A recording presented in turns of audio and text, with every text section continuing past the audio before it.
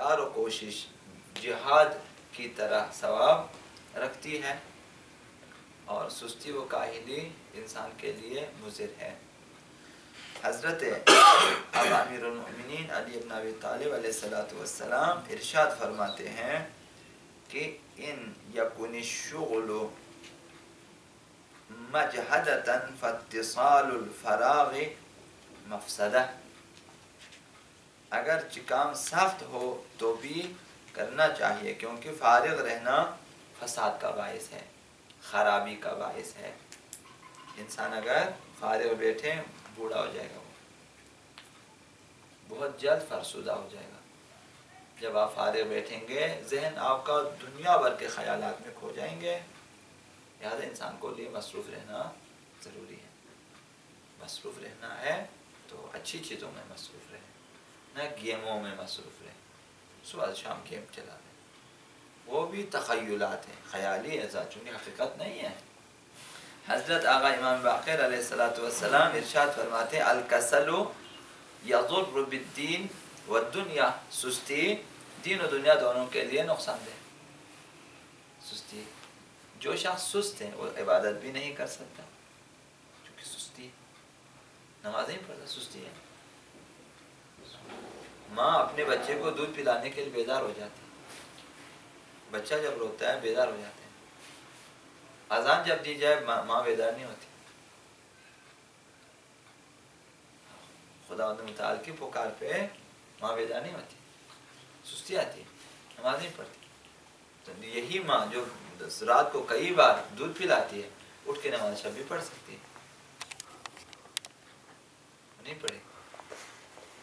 میں نے پہلے بھی عرض کیا بارہا کہ صرف اور صرف جو ہے روزانہ جو ہے 50 روپے کا اعلان کریں آپ، ڈیلی 50 روپیہ، جو بھی صبح نماز میں ہوگا 50 کا نوٹ آپ تقسیم کریں۔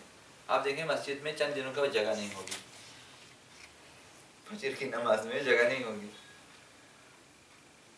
روزانہ 50 روپے تقسیم کریں فجر کی نماز کے لیے، کہ کوئی حاجی جو کہ لاکھ پتی ہو، کروڑ پتی ہو، وہ مثال چند بنڈل دے دیں ہمیں کہ ہر صبح یہ فلاں حاجی کی طرف سے فجر کی نماز گزاروں کے لیے ہے، ہدیہ ہے، مثال جو بھی انعام، مثال جو بھی ہدیہ ہے، نظر ہے، نیاز، جو بھی، سب کچھ ہو سکتا ہے بغیر کسی اس کے کی تشویق کے لیے مؤلف قلوب۔ تو آپ دیکھیں گے کہ ہر روز وہاں پہ سے 50 روپے مل جاتے ہیں۔ آپ دیکھیں گے کہ جو لوگ نماز نہیں پڑھتے وہ بھی آئیں گے صبح۔ یہ میرا ایسا نہیں کہ 50 روپے کی خاطر وہ اٹھیں گے اور آئیں گے۔ اور اچھا تجربہ ہے، اس سال پانی کی قلت ہو گئی، 4 بجے موٹر چلانے کے لیے گلی والے بیدار ہو جاتے ہیں تاکہ پانی آنا ہے، تاکہ ٹینکی میں پانی فل ہو جائے، تو 4 بجے اٹھ کے رات کو نماز کے لیے نہیں آ سکتے، ان مسجد میں نہیں آ سکتے، اپنے گھر کے پانی کے انتظام کے لیے کھڑے ہو جاتے ہیں، بیدار ہو جاتے ہیں، اٹھ جاتے ہیں، سردی میں باہر آ جاتے ہیں، موٹر چلاتے ہیں، پانی چیک کرتے ہیں، اتنی دیر میں آپ نماز بھی پڑھ سکتے ہیں، فجر کی نماز۔ اپنے بچے کو اسکول پہنچانا ہے، لہذا وہ صبح بیدار رہتا ہے کہ بچہ اسکول سے غیر حاضر نہیں ہونا چاہیے، لیکن خود خدا کے بارگاہ میں غیر حاضر ہے ہمیشہ۔ سستی یعنی یہ، ایسا نہیں، اگر سستی واقعاً سست ہے تو ہر کام میں سستی کریں، کہ آپ موٹر بھی نہ چلائیں صبح پانی کے لیے، آپ نہ اٹھیں، اور بچہ روئے تب بھی نہ اٹھیں، کیونکہ اذان پہ آپ نہیں اٹھ سکتے، بچہ رونے آپ کیسے اٹھ جاتے ہیں، یعنی اپنے بچے کے لیے اٹھ جاتے ہیں، ایسا ہوتا ہے۔ تو سستی دین کے لیے بھی نقصان دہ ہے۔ قرآن نہیں پڑھے گا، قرآن نہیں پڑھتا، قرآن حفظ نہیں کرتا، آیتیں حفظ نہیں ہیں، یعنی اس سلسلے کو ہی اثر چھوڑا ہوا ہے۔ اگر عبداللہ حسین نے فرمایا کہ وَالدِّينُ لَعِقٌ عَلَىٰ أَلْسِنَتِهِمْ، دین ان کی زبان پہ صرف جو ہے چکھنے کی حد تک ہے، یا زبان کے اوپر گمانے کی حد تک ہے، اس سے زیادہ دین نہیں ہے، زبان تک ہے دین۔ ہم نے بھی دین کو زبان تک ہی رکھا ہوا ہے، زبان پہ مومن ہیں، ہم بھی مومن ہیں، ہم بھی شیعہ ہیں، ہم کہتے ہیں، تو یہی تک ہے۔ عمل میں بہت مختصر کہ بس دین سے جدا نہ ہو جائے، کہ ہم نے اتنی حد تک رکھا ہوا ہے۔ آگے بڑھنے کی، دین میں داخل ہونے کی اور دین کو اپنی پوری زندگی پہ جو ہے لاگو کرنے کی کوشش نہیں کرتے. یہ بھی ہماری طرف سے ایک سستی ہے. البتہ اس میں شیطان کی مدد شامل حال ہے، شیطان کی مدد ہوتی ہے، چونکہ اہل بیت اگر ہم ان کا دامن نہ تھامیں تو ہم دین میں بھی سستی کریں گے اور دنیا بھی ہمارے ہاتھ سے جائے گی. لہٰذا سستی دین اور دنیا دونوں کے لیے. جو بعض لوگ دنیا میں بھی سستی ہے تو بازار نہیں جائے گا، کار کوشش کے لیے کام نہیں کرے گا، دفتروں سے غیر حاضر ہے، لوگوں سے لڑنا جھگڑنا، مفت خوری کی عادت. باہر سستی دین اور دنیا دونوں کے لیے نقصان دہ. جس قدر ممکن ہو کام کریں. خدا نے آپ کے جسم کو ایسا بنایا ہے کہ آپ جس قدر سستی کو چھوڑ کے کام کریں آپ صحت مند تر ہے، آپ کی عمر بھی دراز ہو جائے گی اور زیادہ سے زیادہ اور جو ہے خوشی، نشاط، چستی آپ میں پیدا ہو جاتی ہے کام کی وجہ سے. جو لوگ سستی کرتے ہیں آپ دیکھیں گے نہ ان میں چستی ہے نہ ان میں بیداری ہے، دنیا و ما فیہا دونوں سے فارغ ہے. حضرت آقا امام موسیٰ بن جعفر علیہ السلام ارشاد فرماتے ہیں قال ابی لبعض ولدہ ایاک والکسل. ساتھ میں فرمایا کہ میرے والد نے چھٹے امام نے، امام جعفر صادق علیہ السلام نے اپنے بعض بچوں سے فرمایا کہ تم لوگ سستی سے بچو، والزجر اور بے حوصلگی سے بچیں. فإنہما یمنعانک من حظک من الدنیا والآخرہ. یہ دونوں سستی اور بے حوصلگی، انسان جو ہے بے حوصلہ ہے کہ ہم نہیں کر سکتے، ہم تھک گئے، بس کرو، چھوڑ دو، بے حوصلہ نہیں ہے. یہ دونوں چیزیں ساتھ ساتھ ہیں. جب سستی ہے تو حوصلہ بھی ختم ہے، جس کے بعد حوصلہ ہو تو سستی نہیں کرے گا. یہ دونوں چیزیں ہمیں فوائد دنیا و آخرت دونوں سے روک دیں گی. یہ دونوں چیزیں ساتھ ہیں، سستی ہے اور بے حوصلہ چاہیے. اگر آپ حوصلہ کریں گے اب بہت کچھ کر سکتے ہیں. ہم لوگ بہت کچھ کر سکتے ہیں اگر حوصلہ کریں. ایک حوصلہ نہیں، کام نہیں کرتے. اور فرمایا کہ وَلَا تَكُنْ وَاهِنًا يُحَقِّرْكَ مَنْ عَرَفَكَ. سست نہ بنو، سست انسان نہ بنو کہ لوگ تمہیں دیکھ کر حقارت کا اظہار نہ کریں. جو تمہیں جانتے ہیں وہ تمہیں حقیر سمجھیں گے. سست انسان کو حقیر سمجھتے ہیں، واقعی اس کی عزت حرمت گر جاتی ہے. سست انسان کے کوئی عزت نہیں، کوئی حرمت نہیں ہے. لوگ اسے عظیم نہیں سمجھتے. جو لوگ کام کرتے ہیں ان کی عظمت، کام کی عظمت ہوتی ہے. فرمایا وَلَا تَكُونُوا قُلُولًا عَلَى النَّاسِ.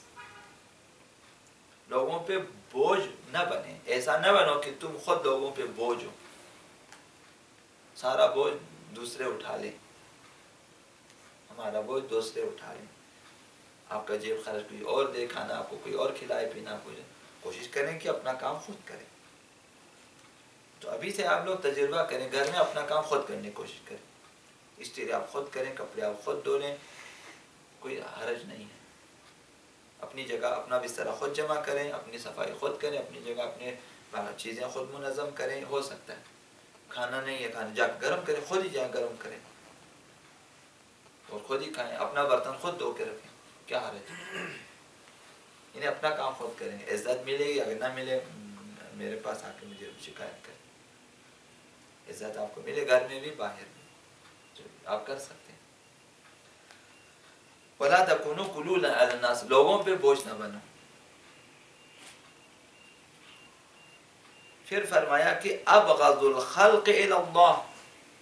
خدا کے نزدیک مبغوض ترین شخص، بدترین شخص جسے خداوند نفرت کرتا ہے، مبغوض ہے، خداوند دشمن رکھتا ہے اسے. ابغض الخلق الی اللہ جیفۃ باللیل. مردار شب، رات کو مردار اس طرح سوتے تھے، مردار سوتے ہیں ایک طرح بے جان. جیفا، جیفا لاشے کو کہتے ہیں، لاشا شب. بطال بالنہار، اور دن کو بیکار اور سست ہے، دن کے وقت روشنی میں دن کے وقت سستی کرتا ہے، کاہلی ہے، اور رات کو مردار کی طرح سوتا ہے، خراٹے لے رہے ہیں۔ فرمائیے خدا کے نزدیک بدترین شخص ہے، نہ رات کو کسی کام کا ہی ہے نہ دن کو۔ کوشش کریں، عظمت کام میں ہے، دیکھو کہ میں کیا کام کرتا ہوں صبح سے شام، رات کو دن کو، اگلے دن کا برنامہ ہونا چاہیے ذہن میں کہ کل میں نے کیا کرنا ہے، پرسوں میں نے کیا کرنا ہے، جی کام کرنا چاہیے، اگلے دن کا سالہ سال کا، کی پوری عمر کا برنامہ ریزی ہونی چاہیے کہ میں نے آخری عمر تک اپنے لیے 120 150 سال کا لگا کے رکھیں کام، لیکن میں نے انشاءاللہ 150 سال تک زندہ رہوں، میں نے کام کرنا ہے۔ بڑے بڑے کاموں کا منصوبہ بنائیں اور اس کے لیے مقدمات شروع کریں، رہیں نہیں، گفتگو سے، بات چیت سے، مشوروں سے کام اسٹارٹ ہو سکتا ہے، راہیں کھل جائیں گی۔ ایسا نہیں ہے کہ خداوند بہت خوبصورت گیٹ بنا کے راستے دروازے کھول کے آپ کو کہیں کہ فادخلوها خالی بسم اللہ آپ چلے، اس طرح نہیں ہوگا۔ راستے ہمیں بنانے ہوتے ہیں، ڈھونڈنے ہوتے ہیں کہ راہ کدھر ہے۔ کام سوچیں، پھر اس کام کو میں کیسے حل کروں۔ اولاً دوستوں سے مشورہ کہ یہ کام کرنا چاہتا ہوں، یہ کیسے ہو سکتا ہے، لوگوں سے مشورے لے لیں، پھر راہیں کھل جائے گی اور آپ کر سکیں گے۔ تو خداوند متعال کے نزدیک بدترین شخص وہ جو رات کو سوتا ہے اور دن کو سستی کرتا ہے۔ ہمارا ترجمہ کرنے والا جو ہے پورا ترجمہ نہیں کرتا، نہیں معلوم ایسا کیوں ہے۔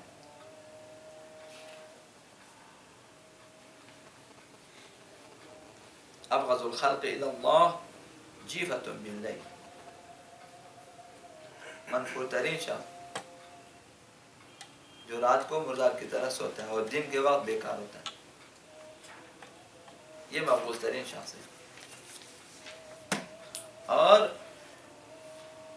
آقا امام کاظم علیہ السلام فرماتے ہیں کہ ان اللہ جل وعز یبغض العبد النوام الفارغ، خداوند متعال زیادہ سونے والے بیکار شخص کو دشمن رکھتا ہے، جو بہت زیادہ سوتا ہے اور بیکار ہے، یعنی وہ خداوند فرماتا ہے یہ میرا دشمن ہے۔ زیادہ سونا فضیلت نہیں ہے، زیادہ سونے سے آپ کے اعضاء مختل ہو جاتے ہیں، معطل ہو جاتے ہیں، معطل ہو جاتے ہیں۔ جب معطل ہو جاتے ہیں یہ پھر سست ہو جاتے ہیں، ڈھیلے ڈالے ہو جاتے ہیں، حتیٰ آپ کی زیبائی ختم ہو جاتی ہے، آپ کے چہرے پہ جو ہے وہ زیبائی اور وہ حشاشیت، وہ چستی، وہ نورانیت سب ختم ہو جاتی ہے۔ ہم لوگ سستی نہ کریں، دین کے لیے بھی وقت نکالیں، دنیا کے لیے بھی وقت نکالیں اور کام کریں۔ اب ان اللہ عز و جل یبغض العبد النوام، نوم نیند کو کہتے ہیں، نوام زیادہ سونے والا، نائم سونے والا، نوام زیادہ سونے والا، اور فارغ یعنی بیکار، بیکار ہے اور زیادہ سوتا ہے۔ ابن عباس کہتے ہیں کان رسول اللہ صلی اللہ علیہ وآلہ اذا نظر، پیغمبر اسلام اذا نظر الى الرجل فاعجبه، بعض افراد ہوتے تھے پیغمبر جب دیکھ لیتے انہیں پیغمبر خوشحال ہو جاتے تھے کہ جسم مرتب ہے، بال مرتب ہے، لباس مرتب درست، پیغمبر خوش ہو جاتے تھے۔ قال له حرفة، پھر اس سے پوچھتے تھے کام، جتنا بن ٹھن کے بالوں کے اسٹائل اور لباس کے اور سارے اسٹائل بنا، کہتے ہیں کوئی کام بھی ہے؟ قال اللہ، کہتے ہیں میں کام نہیں ہے۔ قال سقط من عینی، تم میری نگاہوں سے گر گئے ہو جاؤ۔ ابھی خوشحال ہو گئے تھے اسے دیکھ کر، جب کہا کہ میں بیکار کام نہیں کرتا ہوں، پیغمبر اسلام فرماتے تم میری نگاہوں سے گر گئے ہو۔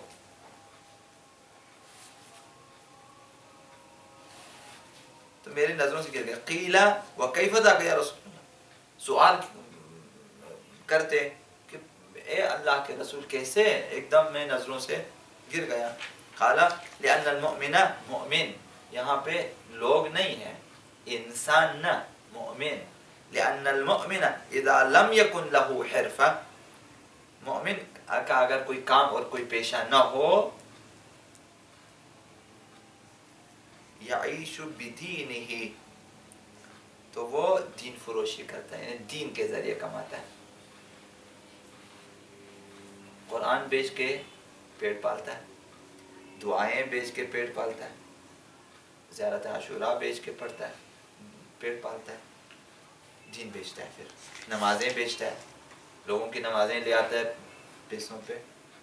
اسی طرح عزاداری بیچ کے لوگ اپنے نوحے بیچتے ہیں، کلام لکھتے ہیں ان کے لیے نوحہ خانوں کی مرضی پہ ان کے ساتھ. لہٰذا وہ پھر فرمائشیں ہوتی ہیں کہ کس مصرے میں میرا نام آنا چاہیے. لہٰذا جو ہیں وہ جو سنگیت والے کہتے ہیں، سنگت والے کہتے ہیں، جو ان کا نام ایک طرف، شاعر کا نام ایک طرف، نوحہ خان کا نام ایک طرف، پھر ابھی رشتہ داروں کے بھی نام ڈالیں گے. یعنی دین فروشی کی ایک قسم آپ سمجھیں. ورنہ اگر اپنا نام نہ ہو، واقعا کیا وہ شاعر نہیں ہے؟ کیا امام حسین قبول نہیں کرے گا؟ کبھی ایسا ہوتا تھا، یہ استاد مولانا علامہ صفدر حسین نجفی صاحب نے فرمایا تھا. جب ہم ان کے پاس جو ہے ایک حدیث کی کتاب پڑھنے ہم جاتے تھے، شیخ مفید کی کتاب تھی غالباً، جیسے حدیث کے جامع الاخبار کتاب تھی، ایسی چھوٹی کتاب ہوتی.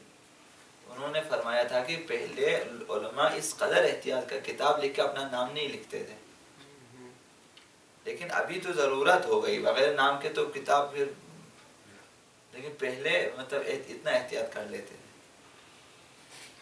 ابھی تو کیا آپ نے 3 مصرع لکھا، چوتھے مصرے میں ابھی اپنا نام، نوحہ خان کا نام اور علاقے کا نام پتہ نہیں. ابھی کس حد تک ترقی کی ہے. ابھی لوگوں نے نوحے میں مختلف جو ہے اسٹائل اور مختلف چیزیں، جسے جو زبان نہیں آتی اس میں بھی نوحہ پڑھتے ہیں.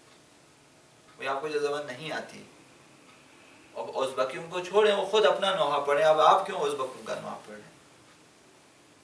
روسی زبان میں آپ کو کس نے کہا نوحہ پڑھیں؟ کون سمجھے گا؟ ضرورت نہیں ہے. لیکن یہ کہ چونکہ اپنی مہارت کو دکھانا ہوتا ہے.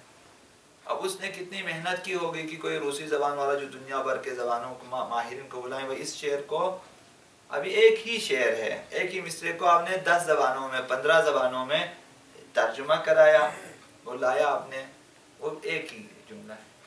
یعنی چاہتے ہیں کہ میں ایک ہی نوحے میں پوری دنیا کی جو سب سے بڑی زبانیں، سب تمام اہل زبان کو میں پیغام پہنچا دوں. حالانکہ ایسا نہیں ہوتا. کوشش ہوتی ہے کہ ابھی اس میں بھی لین دین بہت زیادہ ہے. اگر انسان کے پاس حرفہ نہ ہو، کوئی کام نہ ہو، پیشہ نہ ہو، تو دین فروشی کرتا ہے. قرآن کی آیتوں کو کس کا، اسی جوشن کبیر کو کتنے حصوں میں تقسیم کیا ہوا ہے. آپ نے دیکھا ہوگا کہ ہر بن کے لیے ایک خاص بیماری کے لیے کہ یہ علاج ہے. یہ تو پورا کلینک ہے، اس میں تمام دوائیاں موجود ہیں.